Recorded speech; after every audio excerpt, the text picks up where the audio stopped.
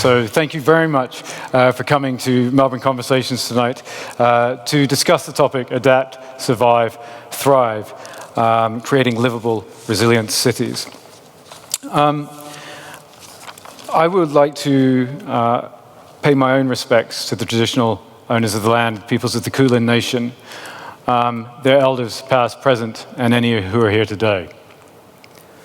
And I wanted a different slide because it talks to the vision of Resilient Melbourne, which is that in our a resilient Melbourne is a Melbourne in which our diverse communities are viable, livable, sustainable, and prosperous today and long into the future.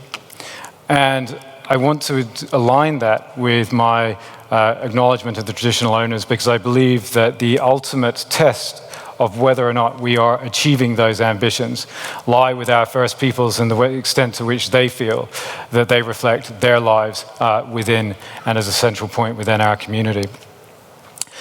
As Councillor Watts has already touched upon, the Resilient Melbourne strategy is a first. It's something that I and the people who've worked on it are very proud of.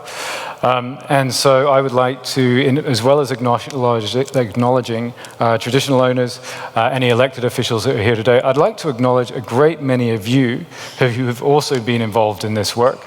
And I would like to further thank all of you for coming along tonight and continuing the conversation, because the creation of the strategy is the beginning of the work.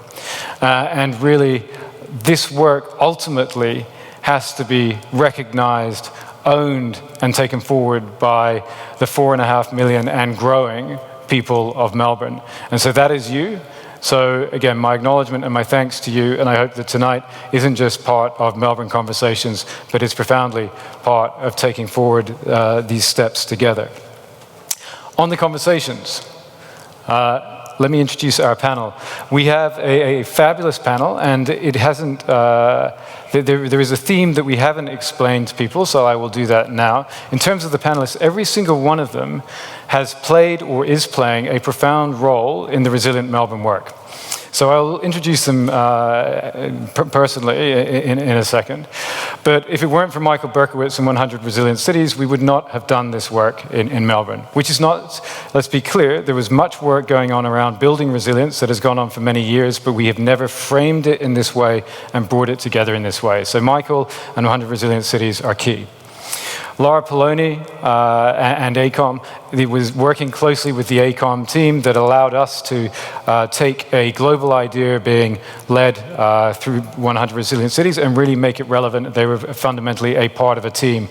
Emergency Management Victoria talks about we work as one, and we fundamentally worked as one, as a city unit, as a collection of many stakeholders, and with AECOM.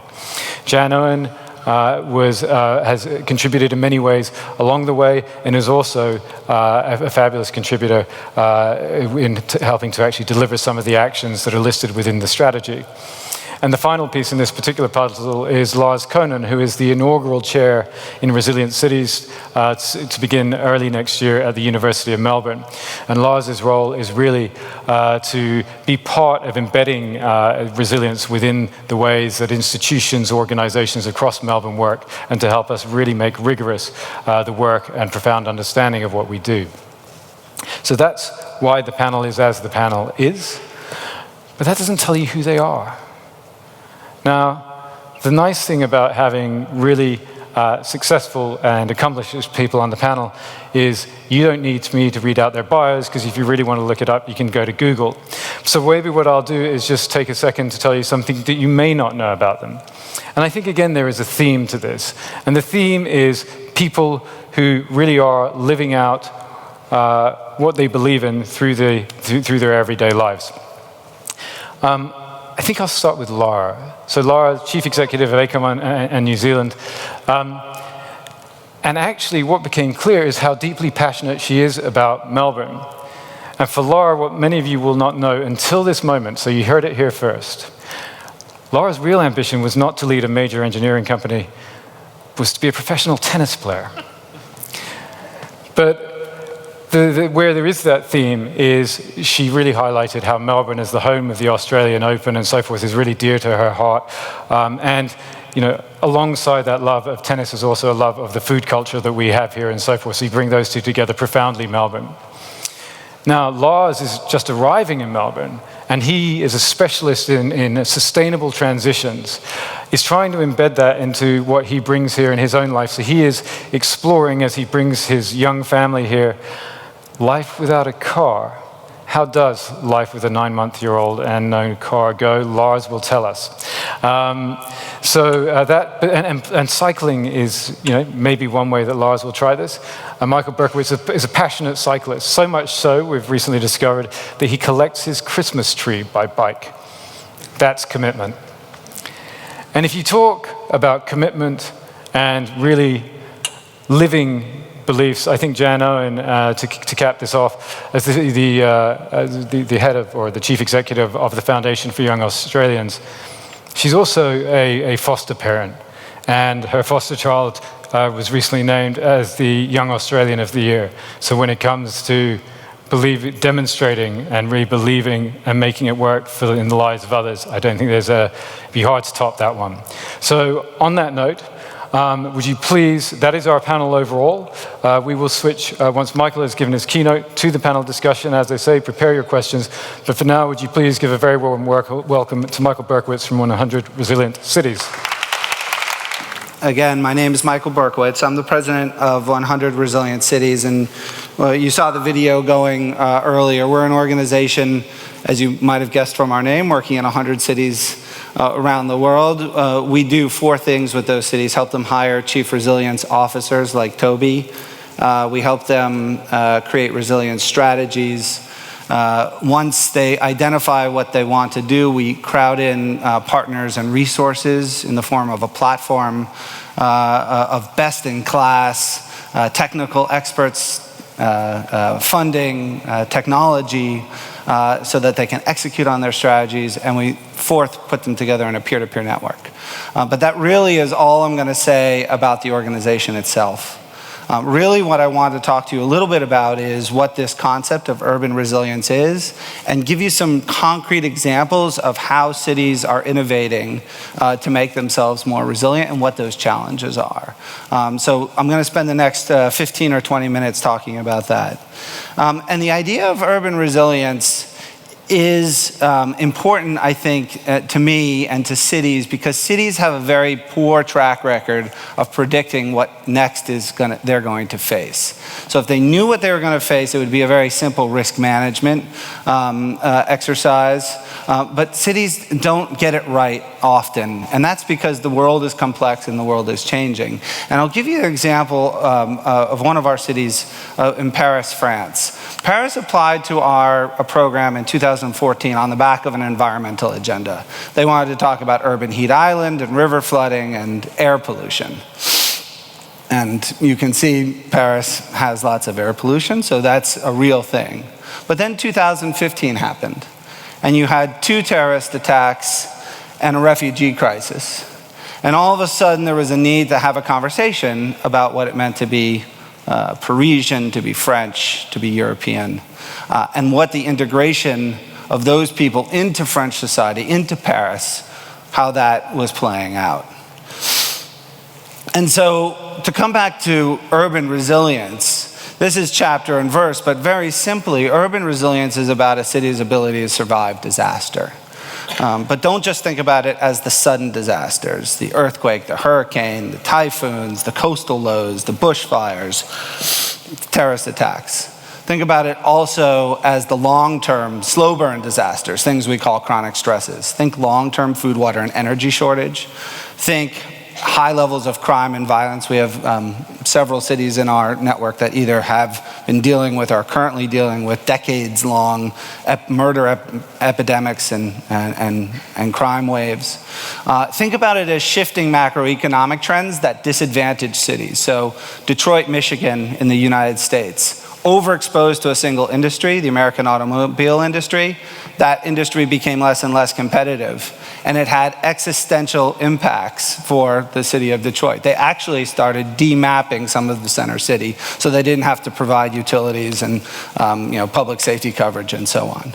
And really what we think about when we think about urban resilience are cities' abilities to contextualize and deal with both of these threats at the same time.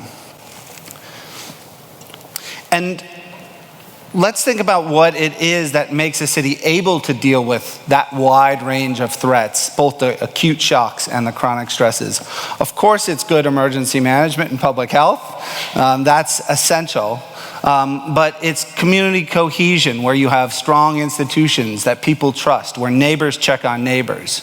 It's the fair and equitable provision of law, order, and justice, and a good law and criminal environment.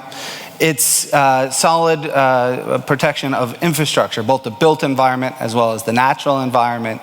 And it's an integrated planning structure with strong stakeholders at the table and a long-term vision. All of those things help cities survive and thrive in the face of shocks and stresses. And so that's really what urban resilience is about. It's about this holistic view. And how do cities do that? And it can be boiled down in some ways into four key qualities. First of all, they're inclusive, that they routinely and as a part of business include as many pieces of the city ecosystem as they can. Not just municipal government that I'm talking about here, but rather different parts of the community, of the private sector at different levels of government. This inclusiveness to make sure that all voices are heard is absolutely an essential characteristic of a resilient city. Second is that they're integrated. Too often in big organizations, private sector and public sector, the same kinds of people talk in their silos, but they don't coordinate across the silos. So transportation people think about transportation issues and talk to transportation people. Economic development people talk to economic development people. Housing people talk to housing people, and so on. And you miss either risks on the bad side or opportunities on the good side when you lack that integration. Third is that cities are both risk aware, and that's a bit of a technical exercise, understanding if we're planning to 2 degrees, or we're planning for seismic safety, or we're planning for a low level of bushfire risk, that we do that, but that they're also forward looking. That you understand that given the dynamic nature of cities, given climate change and all those other factors, that the past is not going to be a perfect predictor of the future. And that what you're thinking about and what you're planning for in the past and what you understand from the past will not suffice to understand what the future is. And for me, that's a very personal thing. I was the Deputy Commissioner of Emergency Management in New York City in the mid-90s and early 2000s, from 97 to 2005. And in the mid-90s, we were very, very worried about hurricanes. Hurricanes are a tremendous risk, and I'll talk a little bit about that to New York City. And we spent the 90s worrying about coastal storms and hurricanes. And then, of course, 2 planes flew into 2 buildings.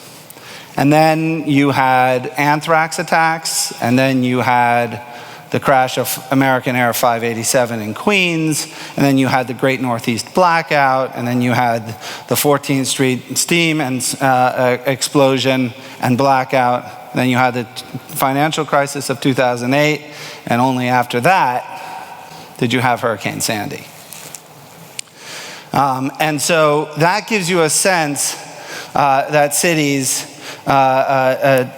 don't understand exactly what they're going to face, and really why this concept of urban resilience is so important. And so after Sandy, of course, New York City got religion around preparing for the consequences of coastal storms and hurricanes, and in fact, sea level rise. And New York, as I said, is tremendously vulnerable to coastal storms. You forget how coastal a city is. It's got almost 800 miles of coastline. And it sits at the right angle between New Jersey and the coastline and Long Island, if you can picture where that is in the United States map.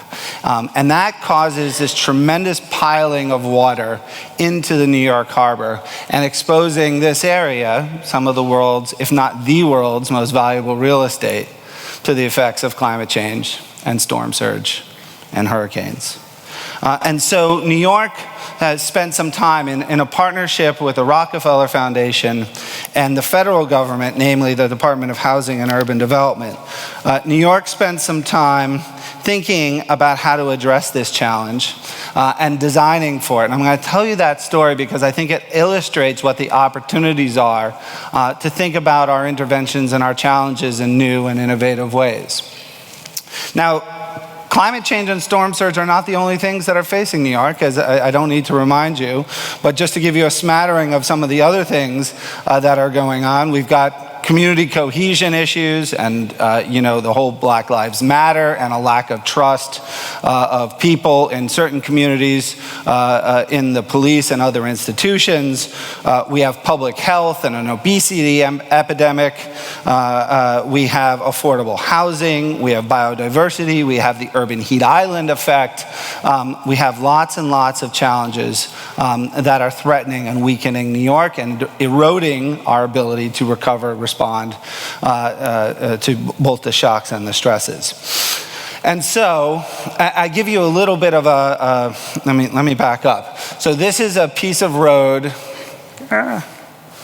it's two, that's on the east side. If you go up and see the bridge on the right-hand side, this is a piece of roadway that I'm going to show you that sort of illustrates all of these things. This is post-Sandy. This is the FDR Drive, for those of you who are familiar with it. And you can see there's flooding, but I'll point out a couple of other features here. You have public housing, that brick housing on the left-hand side. And you see this massive road that's actually cutting off the people who live in that public housing, that social housing, to the access to the park. It's actually, even though they're within a stone's throw of seeing that park, it's very hard to get there.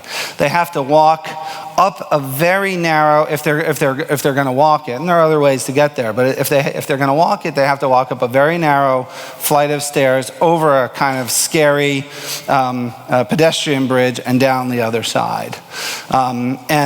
So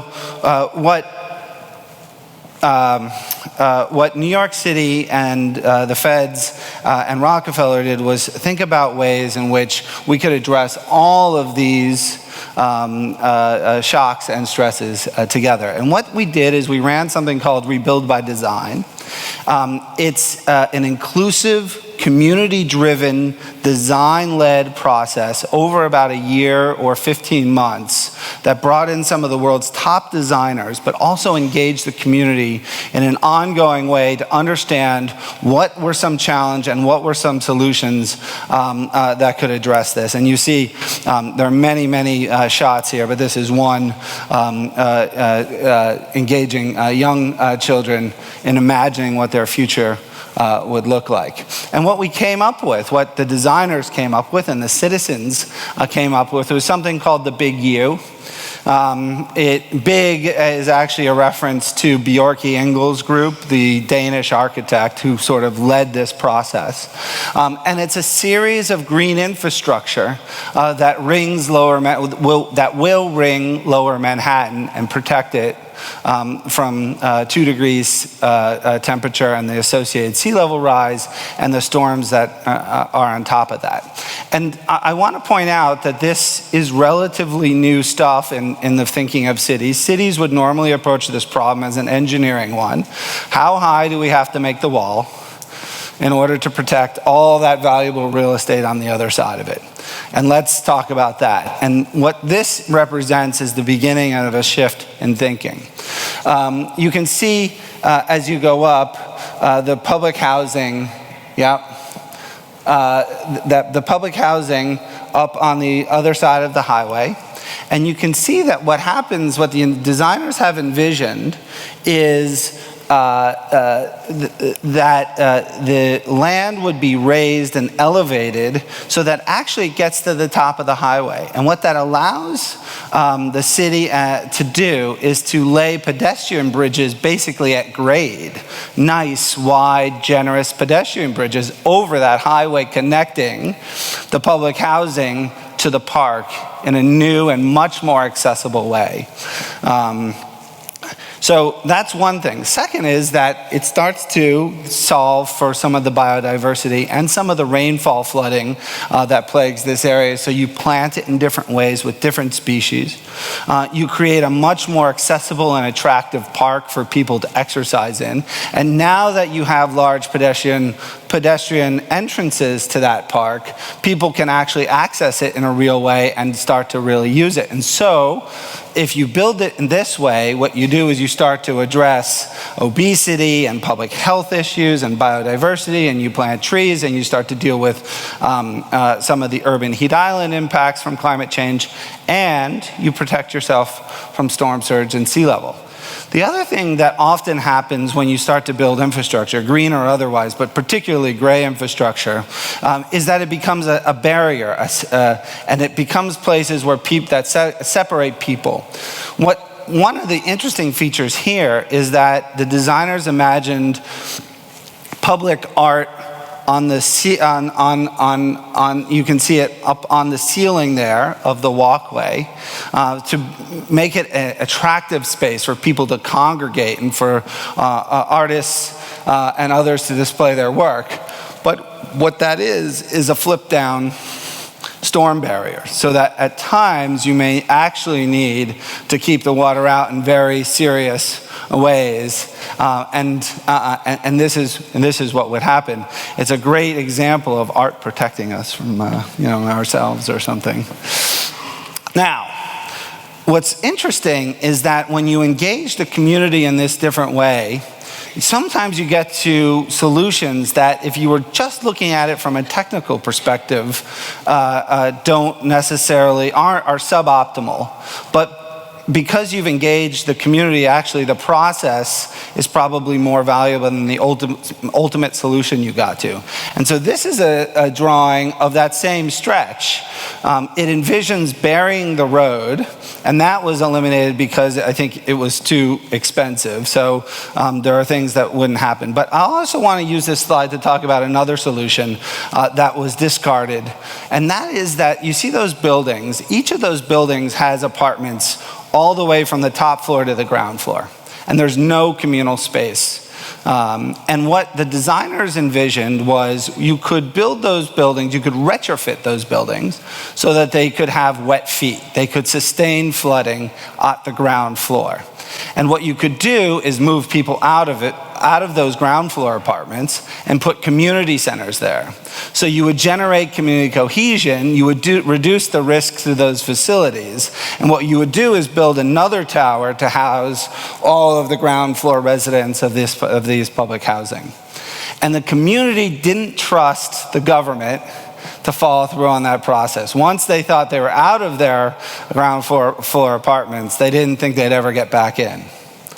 And so they nixed that, even though for me, that's an amazing design solution and makes a lot of sense. Ultimately, the community didn't trust it, and it did come out of the design. And I think regardless of what the next thing that happens in New York, and it's happening now, right? There are demonstrations on the street based on the US election, that kind of engagement with the community, even if it doesn't lead to the optimal technical solution, will still pay resilience dividends. So let's come back to Paris. Paris, which you can see here, is a low-density city in the proper city, and that's forced all of the new development and the new migrants to actually live on the periphery. And Paris is walled off, basically, and you can see see it there by what's called the Boulevard Périphérique, the ring road that goes around. And when you hit that line, you're in a different kind of place. You know, I was there for COP21 last year. I cycled from COP to Le Bourget, which is out in these suburbs, every day to the conference. And in the beginning, you are in, you know, Parisian bliss. It looks like you should have a baguette and a nice bottle of wine, and you're on your bicycle, and it's beautiful. You're waving at people. You hit the Boulevard Périphérique, and you're in another world. You're on a highway. People are zooming by. There are ugly high-rises, and so on. And so it's possible that some of Paris's cohesion issues have been caused by the fact that they've been so low density in the city, and all of their new immigrants have been in these high rises and suburban communities on the periphery. And so the challenge in Paris, and we're just beginning to get there now, is to think how, with every euro Paris spends on climate adaptation and mitigation, everything they spend to meet their commitments to COP21, how can that have a cohesive effect? They're going to do rezoning, they'll put in electric cars, they'll do bike share, they'll do bike share expansion, they'll do new bike lanes, they might do parks, and so on and so forth. How does each one of those, from design to funding to building to maintenance, how throughout that continuum can you look at that with a second lens that says, how does this promote the cohesion and break down the barriers between Paris and its suburbs, ultimately making Paris stronger, more livable, more resilient to the next thing that happens, which won't be terrorism or flooding, it will be something else. And so I guess I would leave it there to say that, you know, I come and I look at around in Melbourne, and you guys have an amazing city, you know that. One of the most livable cities, the most livable city, 6 years in a row, depending on how that is. But I also know that you're facing growth and changes.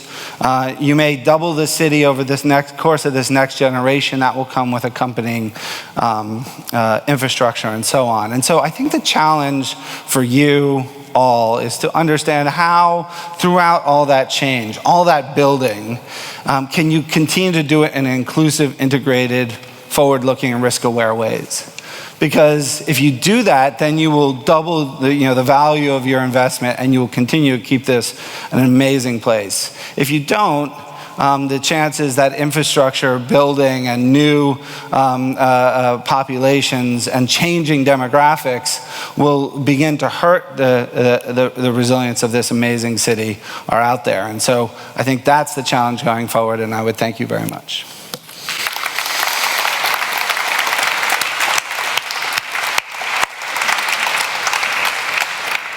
Michael, that was fabulous. And in keeping with my earlier words, I'm going to say nothing else other than invite the panelists to come up and join me here. Actually, that's not quite true. I'll take advantage of their moving to talk. I think what is interesting, just building from Michael's concluding comments there, are, as we well know, Melbourne really is a wonderful city for many of us, but not for all of us. And I think it was that picture of Paris really resonated for me. And we know that as we continue to grow our city, the current model at the moment means while we don't have the périphérique, we certainly have sprawl and increasing social inequality and what you might call spatial, or what technically people do call spatial inequality. So with that as a sort of a segue, we heard Lara from Michael about the way that New York is engaging citizens to try to create infrastructure in new ways, in ways that meet community needs and interests differently. Here in Victoria, Victoria has just released its draft 30-year infrastructure plan. I don't know how many of you have seen it. It is very nicely produced, So when they say it's draft, I think it's pretty close to our plan. Lara, given the role of AECOM and profound player in the infrastructure space, where do you see, bearing in mind Infrastructure Victoria, but also through other work that you're doing with your clients, where do you see the role of both innovative approaches to developing infrastructure and perhaps particularly that sort of what Michael referred to as the green and blue infrastructure, using nature to better equip us in our cities? Sure, it's a great question, and I really enjoyed Michael's presentation, and I probably want to answer your question at a couple of different levels. So firstly, I was thinking about that as what his remarks as a Melburnian, so at a very personal level, and really the comparisons of our city compared to some other big cities. And the example of Paris probably most struck me, but I thought even when you are going beyond some of those hard barriers in Paris, it wouldn't be too ordinary compared to what I saw when I remember I visited Houston 10 years ago, and I've never seen a harder barrier and a greater divide that infrastructure can create than what I experienced when I attempted to walk through the city and traverse one of the major ring roads around the city, and it was impenetrable. Yeah. And I physically couldn't get past this ring road around the city, and I asked some local people, where do I go to sort of get to the other side? There are only 4 lanes of traffic. They said, you cannot do that. You don't want to do that because it's unsafe. So that was the sort of extreme I was thinking. But back to Melbourne for a minute. I think Melbourne and other Australian cities are leading the way and have been thinking about this for a number of years, and I think about the work that we do as sort of infrastructure practitioners, designers, planners, scientists, in the business of resilience and climate change adaptation and some of that thinking. And I think again, back to Michael's comments, it does require integration in thinking between good land use planning and good thinking in sustainability, thinking about what's happened and some of the unthinkable things that have happened in terms of impacts on our cities over the last 20 years or so. And if we look at some of the projects, infrastructure projects in Melbourne, I think we've got some good examples of where over time we have got better at thinking about that whole concept of connectivity, because if we don't watch it, infrastructure will continue to be almost counterintuitive. It won't increase connectivity, it will be more isolationist.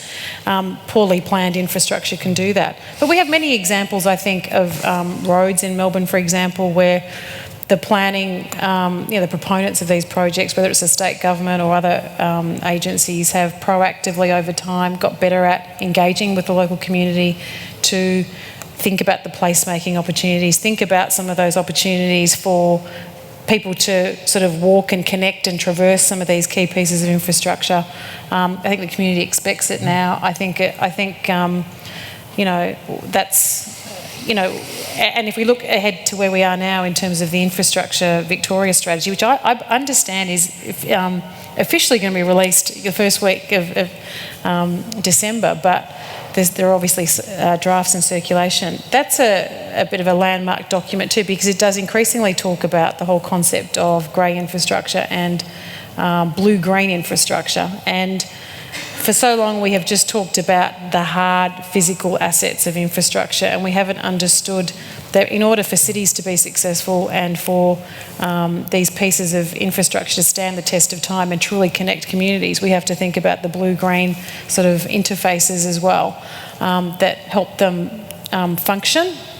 So some of these green or blue pieces of infrastructure, whether it's swale drains or seagrass areas next to the Port of Melbourne or whatever we talk about here in Melbourne, do have some other broader community enhancements and community building sort of facets to them as well. And if we look at the work that our organisation is undertaking at the moment with the City of Melbourne through the Resilient Melbourne strategy, I mean, one of the great examples, I think, that really talks to one of the assets of our city, how green it is. The garden city is this whole concept that's being addressed around the urban forest. And we're in such a fantastic position in this city because we have such amazing greenery, but we can sort of take that to the next level about extending some of these corridors of green to sit alongside the next generation of infrastructure projects. And it's not just Melbourne that's thinking that. I know that Sydney is also talking about its green boulevard. So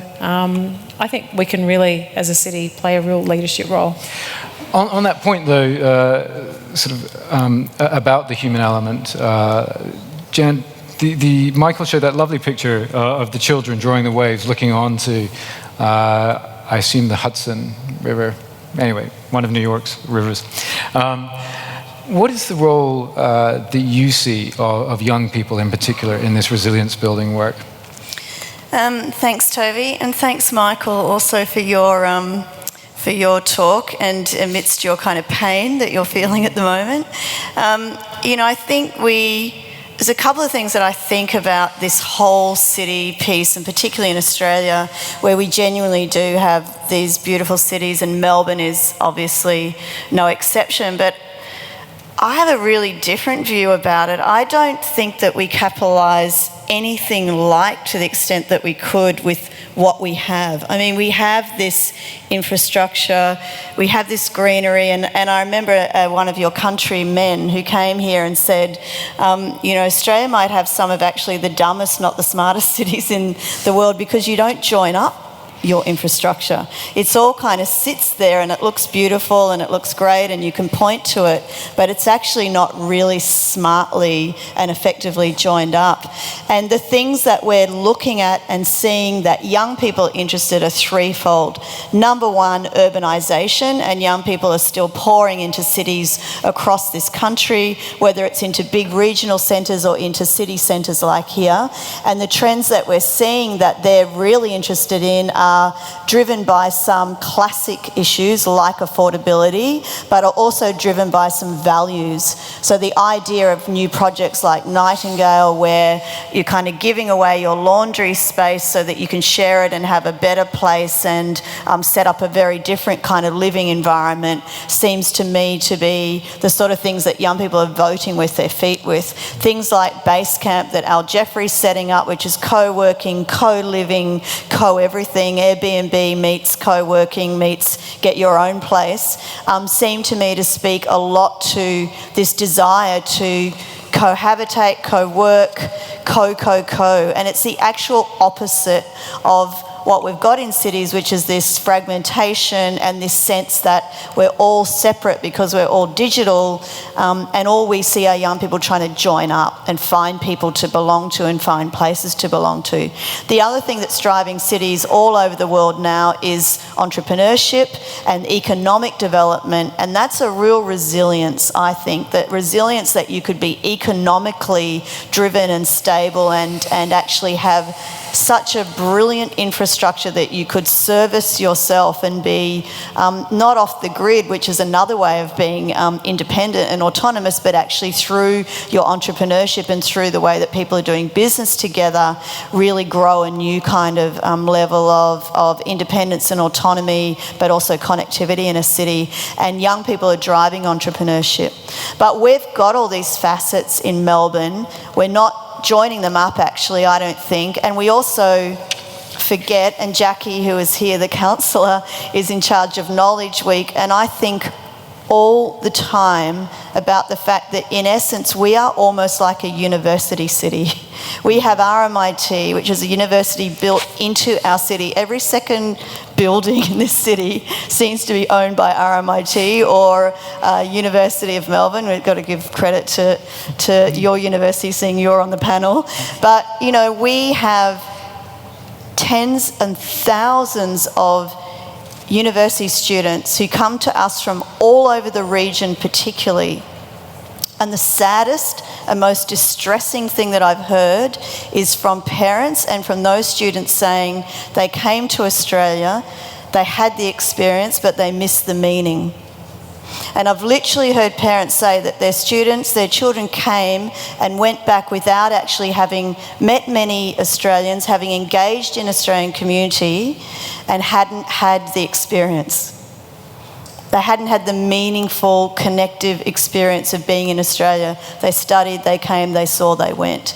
And that's a tragedy when you're living in a city and you've got all this network and you've got all this greenery and you've got all these people, and we're not giving those experiences. So resilience to me feels and sounds like, how do you genuinely drive this connectivity digitally and beyond?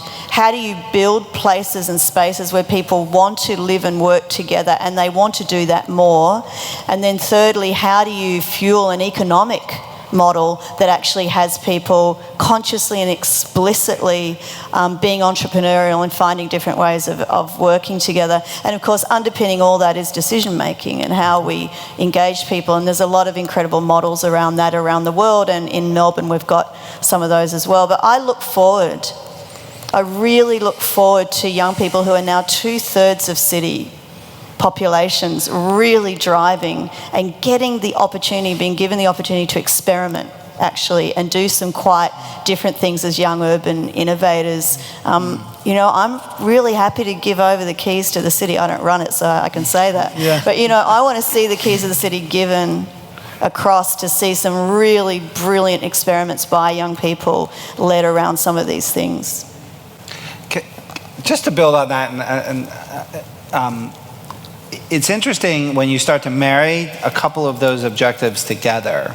I'll just give you one example of where we've seen something like that happen. In the U.S. city of New Orleans is both massively exposed to climate risk, as we saw in Hurricane Katrina, and it's got the warm Gulf and everything else, and completely dependent on the petrochemical industry for its job base.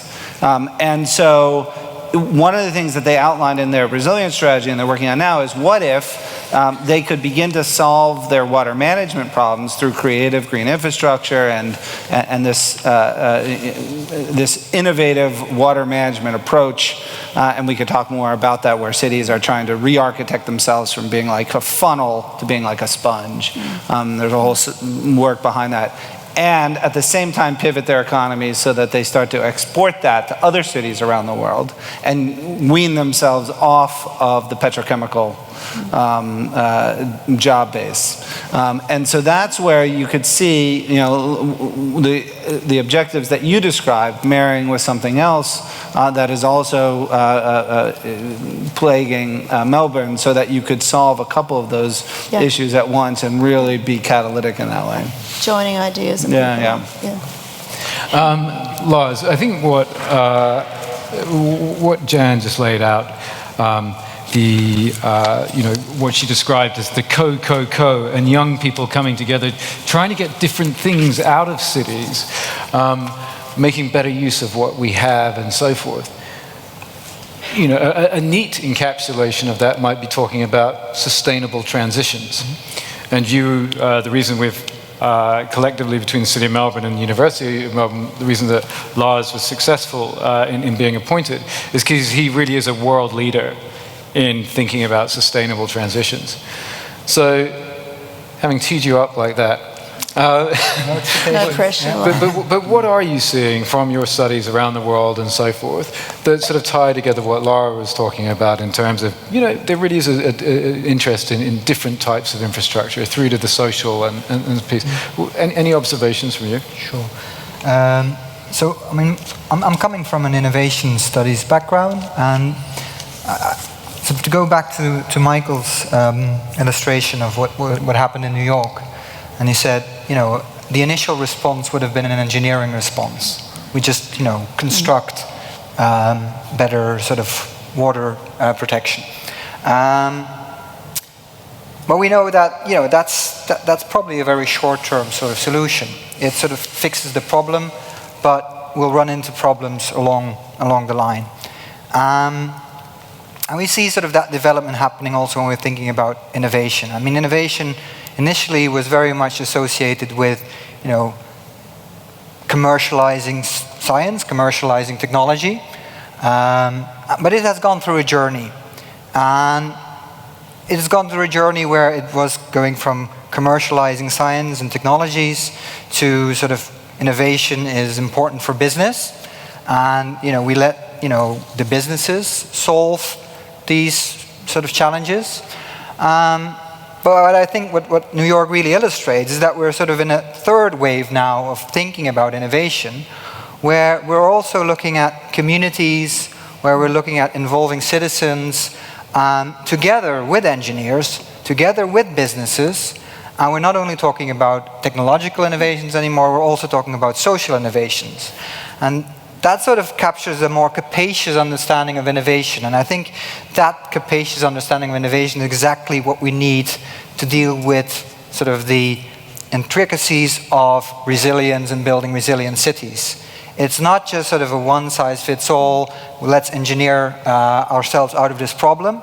It is about drawing on the strengths of the diversity of cities, of their communities, of their businesses, in social and in technical ways, and very much in forward-looking ways. It's not about sort of fixing a problem right now. It is about transforming our cities so that they're future-proof for those shocks and stresses that we might or might not anticipate. So then thinking about innovation is partly about sort of, the crises in the future may be sort of the mother of innovation. But we also need sort of the creativity and the imagination, the visions about the future. How do we want our cities to look like as a father of innovation, but also sort of the knowledge as a midwife to sort of bring, to tap into all the different sort of the resources of a city. That I think why cities will be in the forefront in terms of dealing with sustainability challenges, with climate change, and resilience, and so on. We really find that very much sort of co-located in cities, and also creating sort of co-benefits for cities. It's then about having safer cities, it's about having more inclusive cities, more accessible cities. So it's also about sort of the diverse sources of innovation, and it's about the diverse outcomes of innovation. Okay. Hi, my name's Heather. I was wondering whether or not the extensive research that's been developed through the 100 Resilient Cities process in the different cities, and specifically in Melbourne, whether it's been made available to the public and academia, and if it hasn't, can it be, so that we can build on it? So I'll answer the global, and you can talk about the local. Yes, the 100 Resilient Cities is a great concept insofar as it is 100 cities that are organized roughly in the same way. The tools and processes that cities use to discover where their risks and opportunities were, many of them are the same. There are lots of local differences, but we spent a lot of time trying to make sure that cities did things in roughly similar ways, so that we could better aggregate that data and communicate it to academia and to the private sector and to innovators, so that that could inform in lots of different ways what kind of innovations would be necessary. And then the other side of that virtuous cycle is that because 100 cities all organized the same way with a senior champion called the Chief Resilience Officer, and so on, is a great place to scale and test innovations as they come up. And so, so if you're looking for something, how would it work in Southeast Asian cities? I got 10 Southeast Asian cities in the network in our Rolodex. And so that is definitely part of it. The reality is we're just now getting to the place where we're communicating our first aggregated bit of information. On our website there is some, but it will probably feel slightly less satisfying. But it definitely is some. And I would say the other side of it is, if you have a research project and you're looking to partner, let's have that conversation, because we've seen in other places where researchers have exploited some of the cities in the network to be able to test and research hypotheses. So, you want to talk local? Yeah, very little. Just a couple of points. So, Heather, all of our kind of key outputs are available on resilientmelbourne.com.au. The main research that kind of framed what we did was called our preliminary resilience assessment. And when Michael talks about all the cities, every city in the network researches and produces a preliminary resilience assessment that gives a sense of where it's going. A couple of other things. RMIT, Martin Mulligan is in the room. Martin and his team did conduct academic research or interviews and so forth to understand what were the actual benefits of doing this work in Melbourne. So that is publicly available. Monash is following up with similar but different work. And fundamentally, the big step forward for us is the hiring of Lars, who has an unusual role in and of itself, which is to actually work across not just the University of Melbourne, so he's not confined to any single department, but it's a cross-university role. And a specific part of what the City of Melbourne demanded of the role, it is that it is also a centralizing point and a galvanizing point for our academic institutions across Melbourne working on it. So I think there are all sort of a series of answers to that, but it's a good question, and hopefully that's good enough for now. Martin, I think, just wants to quickly follow up on that, bearing in mind that we're mainly asking questions, right, Martin? Actually, a question. Okay, fabulous, thank you. I just wanted to go straight to, Michael, to the shock that occurred in your country yesterday, which is sending shockwaves around the world.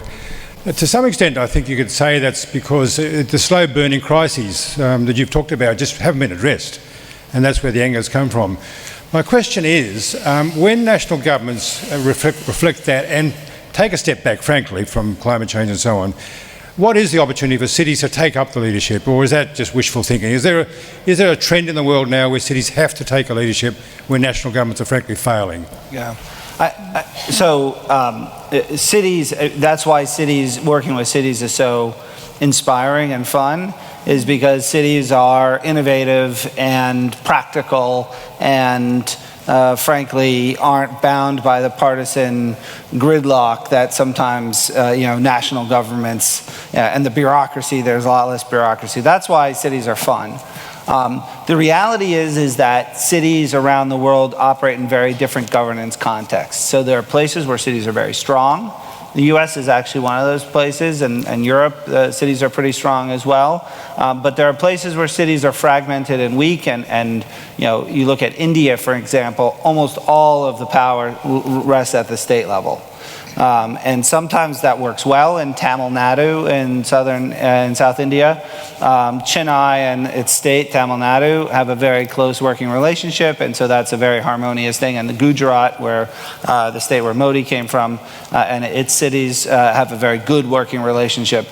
In a state like Karnataka, where Bangalore is, that relationship doesn't exist. The state is Congress, the city is BJP, if that means anything to you.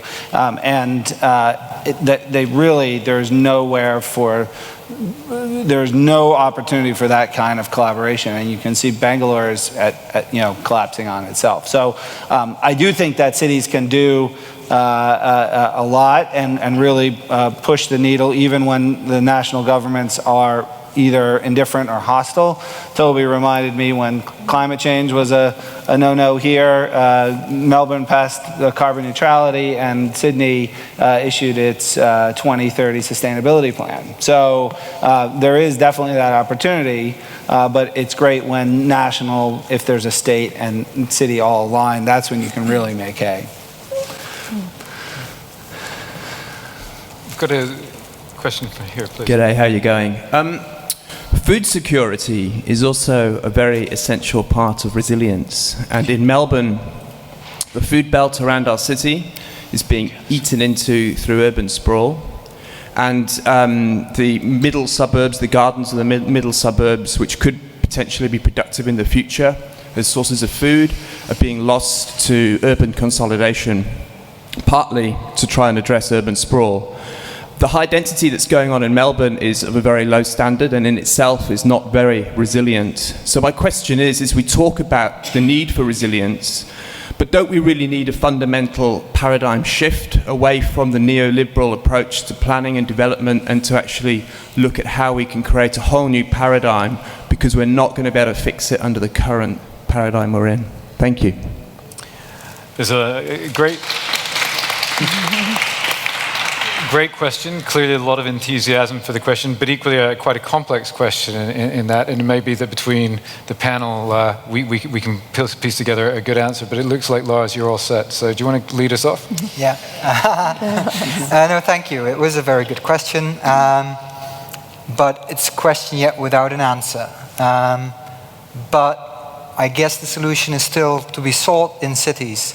What you're saying is, yeah, we have infrastructures, we have systems in place which are going to be unsustainable, be it food, be it energy, be it transport. That is inherently unresilient. It may indeed have something to do with the way also our economy is organized. And what we see happening in cities is, you see things happening in infrastructure, but you also see grassroots and civic organizations testing with alternative food systems, with alternative mobility sharing systems in a very sort of bottom-up grassroots way. And I think it's very typical that these initiatives often happen in cities. So I think these experiments, these urban experiments, which you could call also governance experiments, they're happening here, and they are sort of interrogating, they're critically reflecting on sort of the larger systems that are in place. And I said the solution is not there yet, but we're experimenting in cities with finding alternative ways how we organize with food, how we organize with transport, and with energy. And I think, one of the things that's happening in the resilience strategy is to support to these sort of bottom-up initiatives by communities that are perhaps deeply critical about, the way the mainstream is providing urban services. And I think it's good that sort of these experiments from the bottom up are being supported. And the question really will be, can cities actually leverage, scale these experiments so that they can sort of start challenging, the mainstream? I think one of the valuable things about the way that 100RC and Resilient Cities encourages us is to think about the shocks and the stresses, as Michael laid out right up front, is actually, if you took a traditional economic view, you might see a number of our cities as just what we refer to far too patronizingly as less developed and so forth. But actually, when you begin to take in the sort of shocks and the stresses, actually social inequality is as much a feature and as much of a challenge for the more developed cities. I'm keen we do get on to other questions, but Michael, I don't know if you would just want to reflect a little on that.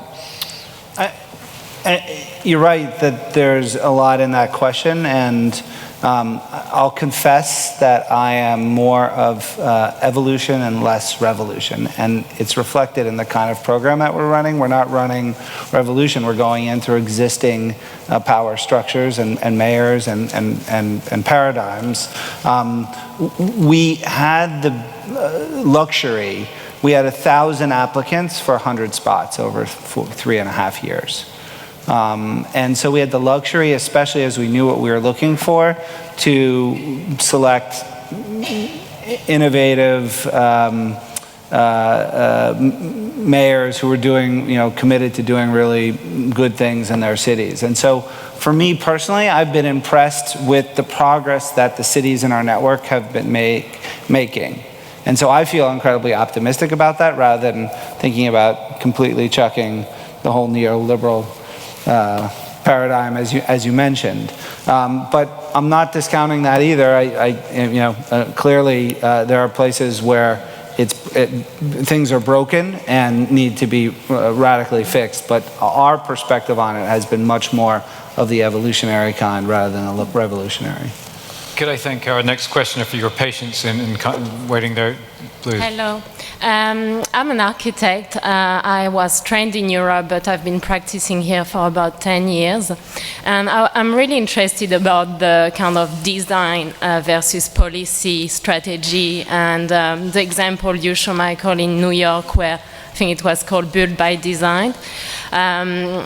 From just comparing where I've trained to where I'm practicing and mostly practiced in my life, I found Melbourne is really policy driven in terms of urban strategy. And I'm really interested to hear about how, like, City of Melbourne, if City of Melbourne is thinking about using more like design to drive solution towards a resilient city. And especially in the way to kind of address risk. I think, like, design profession like myself, we are more and more restrained in what we can design because of really policies and regulation taking over.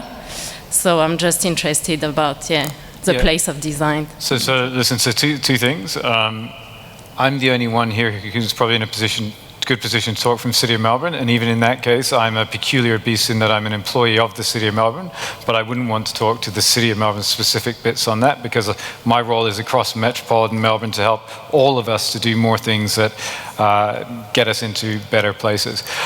That said, I think if you take a look at what the City of Melbourne has led around the People's Citizens Juries to help understand what its residents and users want from the city. And I think there is a profound role of design in really thinking about how we use design differently. So I think to your question, and just be clear to everyone, yes, I think the City of Melbourne is absolutely looking at how we use design better. Rob Adams and the team profoundly changed the face and the viability, livability of Melbourne by reactivating our laneways, by activating spaces at the bottom of buildings that has made it the livable place that attracts people from Europe and far and wide, rather than the soulless donut as it once was referred to. So I think there are a number of things around that. But Lara, I think it'd just be interesting to hear your experience at AECOM. Particularly in Melbourne, perhaps, but again, more generally, what is the business seeing as a design? Where has design been able to break free from policy a little bit? Look, I think, I mean, if I look at we obviously operate, we in various parts of infrastructure. I mean, I think on the transport infrastructure side, it will continue to be very much policy, particularly if we look at the shortage and the infrastructure gap.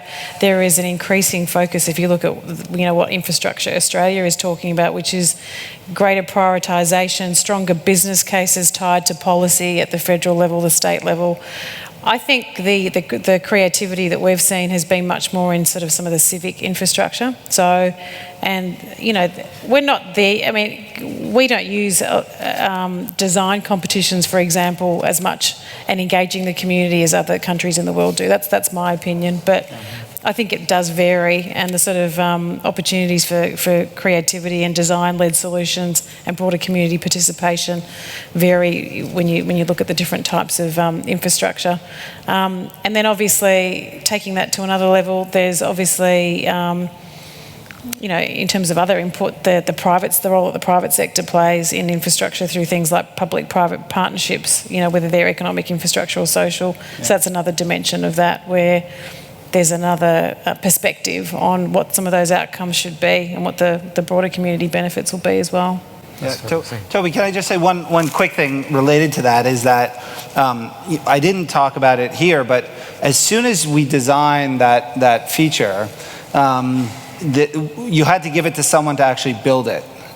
And the problem is that the current silos that we have to build it, give it to the Parks Department, and they start squeezing resilience value out of it, almost immediately because of policy, but also because that's what they do.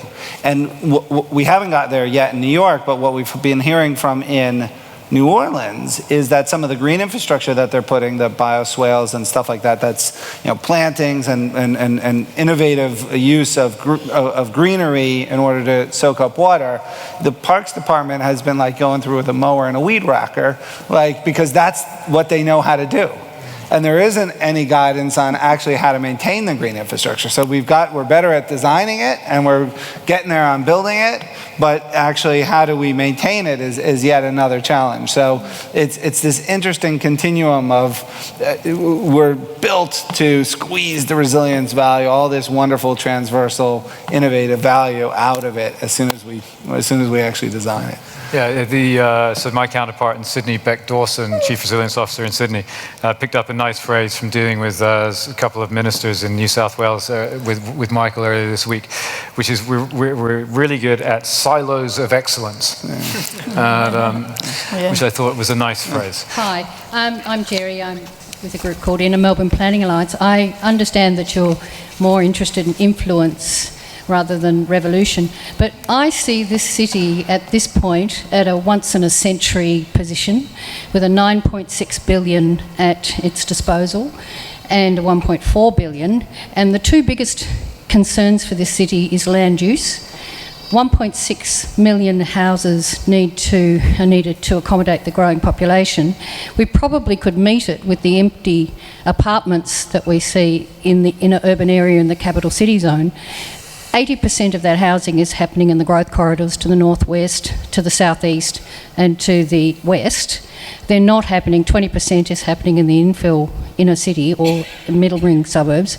And the biggest project, which is not on the Infrastructure Victoria list of the 134 projects, which is the biggest project costing up to 11 billion, is the Western Distributor. Now they're city-changing propositions. Quite a lot of questions, so... The question is, what do we do when we have that sort of prospect? These are major decisions, and unlike America, where the mayor's program, very successful program, mayors don't have the same sort of control of budgets in the way that the US do. So how does this city deal with state level and federal level decision making, which changes this city for all time? And I can see, I think it's Jan who's nodding her head, and I agree with you. I think that I agree with your points. So I think question number one is really a governance question. So how do we work better across to achieve the things that our people in our cities want? Question number one. Shane, you're next up. So we've got an amazing Resilient Melbourne strategy document. Just wondering if you can give us an update around the status update on the delivery office and your plan for actually implementing all those awesome ideas in that strategy. Okay, plan for implementation. Question number two. As long as we're cheering stuff we like. Question number three. Rod Duncan, I'm a fellow of the Planning Institute, so it's coming from an urban planning thing. Is Melbourne, I'm interested in Lars's experiment with living car-free in Melbourne, and this is really the central point. Is Melbourne's big, slow disaster the vulnerability to car dependency, and contrasting with the global commitment to a reduced carbon future? This does not seem to be on the urban planning agenda. That's an excellent question. I love it. And the final one back there. Thank you, Rod. Very quickly, would the panel agree that community participation in the rebuild by design process was somewhat tokenistic, and could more be done to build participatory and co-design frameworks? Okay, so a great set of questions. Let me summarize it, we'll share them. I think there's one for me about implementation. Jan, you made the mistake of moving your head when we were talking about governance, so maybe you'd like to lead us. I want to go last first, because that's the one I can remember as well. Co-design. So, I think there's a couple of threads here actually around some things that people have said that we can tie together. So, Michael's like, I want to do evolution, not revolution. Lars is, these things can coexist. Innovation can coexist alongside the kind of policy machinery. And that's a question of our questioner up here. But I think that the base of this is absolutely fundamentally, in the best examples that we're seeing anywhere in the world, is actually where you've had communities co-designing. And that, I think, has been borne out. I have got dozens of examples. I'm sure Michael has, Lars has. We've all on this panel got dozens of examples. So my question is, that's not a question. The question is, how do you replicate, scale, embed that kind of thinking, design thinking? And I love what Lara said, by the way.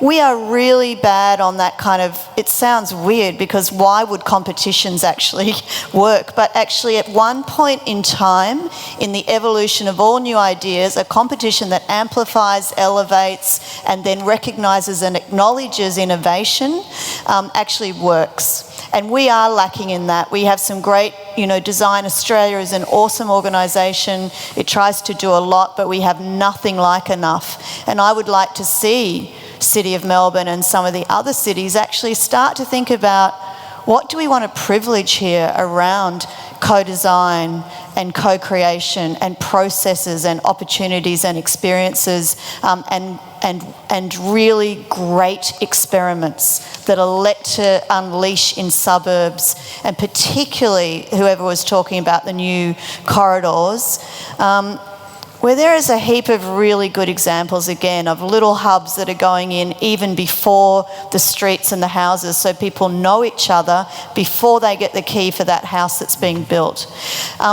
My issue is not that we don't have enough ideas. My issue is that they're not joined up, they're not articulated, they're not documented, and they're certainly not built into public policy, and they're certainly not being scaled and amplified. So let's get on with that, because what you're saying is right. Now, Michael, I think that building from that, you must deserve a right to reply on rebuild design as tokenistic.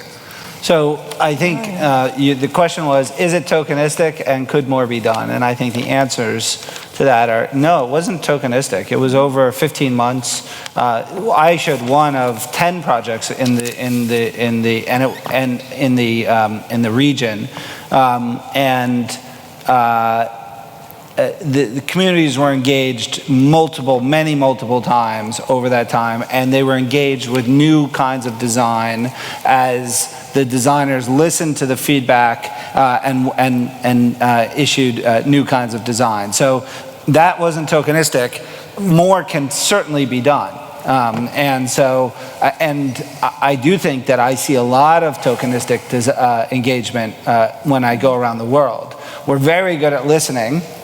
We're not very good at then revising, coming back with new ideas, saying, we heard, we did, what do you think about that, and having that cycle go again, right? So that's what we don't do very well as a urban community globally. And it's something that we need to solve for if we're gonna really get that kind of engagement right. Lara, Lars, did you want to say anything on sort of the structure, the transition, the cars, your life without a car? Yeah, my future life without a car. Well, I'm currently here in Melbourne also to look for a house, and talking to a lot of real estate agents, and they're always like, yeah, so school's 10 minutes away, shops are 5 minutes away, swimming pool's 15 minutes away, by car. It's sort of very ingrained in the way you think about mobility. And I'm pushing back. I'm saying, oh, but we don't want to have a car. And then you often sort of get a bit of a laughter response, and they're like, yeah, you'll live here for a few months and you'll buy a car.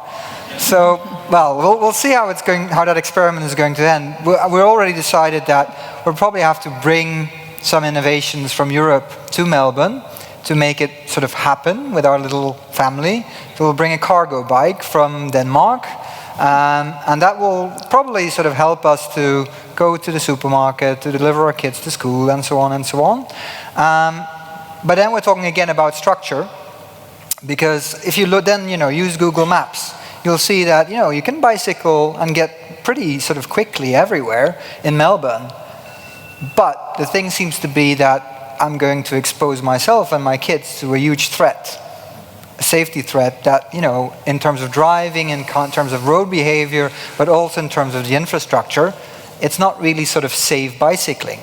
And I think here is something to then sort of look at Copenhagen and the way they're sort of now dealing with sort of future transport, transitioning into a low carbon, a safe, a resilient city, by really emphasizing bicycling, having bicycle highways, by creating parking spots for cargo bikes, because it's about 1 in 5 families in Copenhagen that already have a cargo bike. I mean, this is sort of completely revolutionizing in a slow way, so it's in a sense an evolution. The way people sort of, have urban mobility. And I think it's what can be learned from Copenhagen is they're adapting the city to changing practices by households. I just think this is such a big conversation in Melbourne and Australia at the moment, and just a different sort of angle to that. In terms of what people want. And so I think about our own workplace and the conversations that we're having about the need to be more flexible. So technology is changing, there is the Internet of Things, so we are all being forced to sort of think about our travel choices every day. So we can't keep doing what we're doing because we're facing congestion. Ideally, we don't want to be using a car. We want to be able to jump onto public transport. We know we've got a huge capacity issue. That's the reason why we're contemplating things like a new metro in this city and in Sydney and other cities around the world. But something's got to change in terms of the way that we use that transport, even once we build new infrastructure.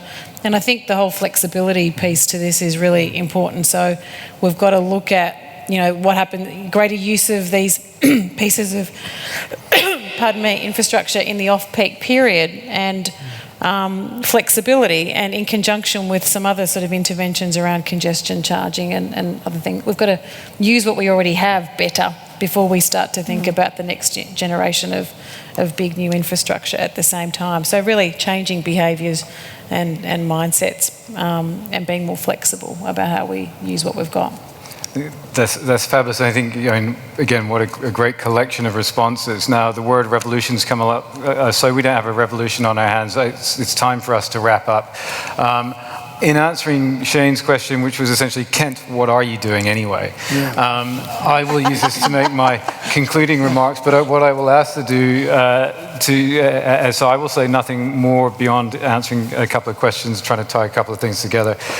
What I will do is pose to the panel now their final responses. Again, please keep them pithy. So when I'm done, what the panel will respond to for you to walk away with is, if there was one thing that the various members of the audience could do when they leave this, when they return to their homes, to their jobs, and so forth, what would you encourage everybody to do to build resilience here in Melbourne?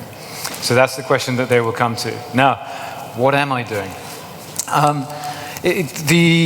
Let's just start with the question around governance, that alignment of governance. One of the things, so the Resilient Melbourne strategy is not just the first metropolitan wide strategy that has been led by local government. It is also a strategy that profoundly says, what are some of the state's priorities, and how do we as local government align with them so we get better outcomes?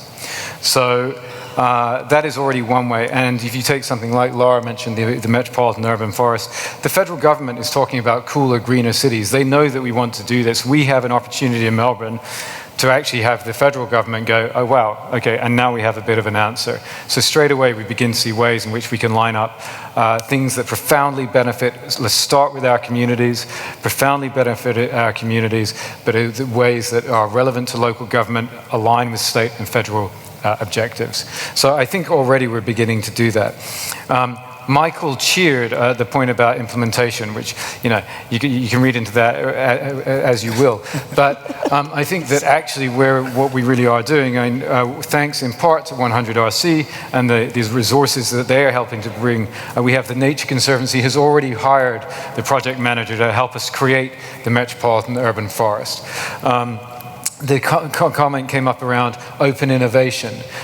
We are running, again, through one of 100RC's platform partners, with a company called CityMart, an open innovation challenge, not just here in Melbourne, that will run internationally, which just poses the question, how can we reduce our traffic congestion in ways that encourage positive social outcomes? We've got no idea where it'll go, and that's the beauty of it. It is an open challenge, and we were partly selected as one of only 4 cities in the 100RC network because of putting together those two seemingly disconnected things. So we're again lining up to start rolling out work to connect the many bike lanes that already exist. To Jan's earlier point that was already picked up, that was then picked up again by Lara, about how do we do more with what is already there, and so forth. So the final bit that I would say, I would go back to what I said in my opening comments, is the fact that despite what I've just said, we are only at the beginning of this resilience work, which is about pulling together what many different existing organizations, people in their homes, what they already do to bring us together better and to drive resilience. So the final bit of the answer to what am I doing is partly here in this room, and I guess it's not the answer is what am I doing, but hopefully we are providing a platform that makes it easier for you to connect, easier for you to do more of what you do, and for some of you to take a step that goes, I've always thought I should do that, and to give you a little bit of courage to take that extra step. So it is about all of us, and that is all from me. But back to our panel in terms of what is it that everybody should do as they leave here? Well, I know it's almost been beat to death, but I do think it's the choices you make, particularly around transportation, that makes us healthier. The more we use sustainable transportation, particularly biking and walking, makes us healthier. It helps local businesses. It makes the air cleaner. It makes us know and love our neighbors more. It makes cycling safer for other people, the more cycles that are on the road. All of those things. So I think it's it is those individual decisions that you make all the time about how you get from here to there and how you architect your life around that that is so important. Don't forget, you're not stuck in traffic. You are the traffic. A great message to begin concluding. Get on your bike. Jen. Mine would be. I don't care how great the infrastructure is. I don't care how amazing the bike paths are. I do, by the way. But I genuinely think the measure of resilience, and if there was ever a point outable of this, to use a word that I love to use, it's what happened in the US in the last 24 hours, which is the measure of resilience is the social connectivity that people have to each other. Can you have the conversations that you need to have with people when you need to have them, whether it's in a crisis or whether it's in the day-to-day. Without that, we are genuinely nothing. And there is increasingly, I think, challenges around that in the world today. And so from our part, I want you to do that, but I also want you, we for the first time ever brought a group of young urban innovators together. It's never been done. We brought them down to the arts precinct down at Malthouse Theatre, and with Village Well we spent a whole day with them talking about what they want and the things that they would build and the experiments that they would make and the opportunities that they would have to bring people together, and it was just pure liquid gold. And I want to back that, and I want you to back that. So find a young urban innovator who cares about it and back them and talk to each other. Thank you. To follow up on, we are not stuck in traffic, we are the traffic. I think it's about, using your imagination and envision how would you like your city to be in the future when it comes to food, when it comes to mobility, when it comes to living, when it comes to interacting with your neighbors, and use that imagination and your knowledge and give it a try, and do that not as an individual but do that in your community, do that sort of through connectivity, but take the initiative and sort of try to be forward looking, and that the transformation comes from from the bottom up.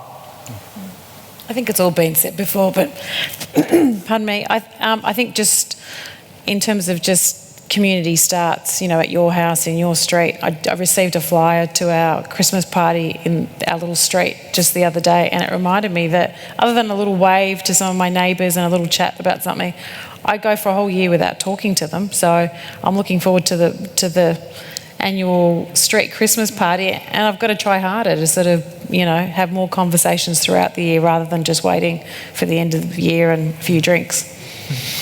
So ladies and gentlemen, you've heard it here. What have we got to do? Actually, I'm not going to try and re-summarise it. I said I'd be quiet. Ladies and gentlemen, can you please thank our fabulous panel?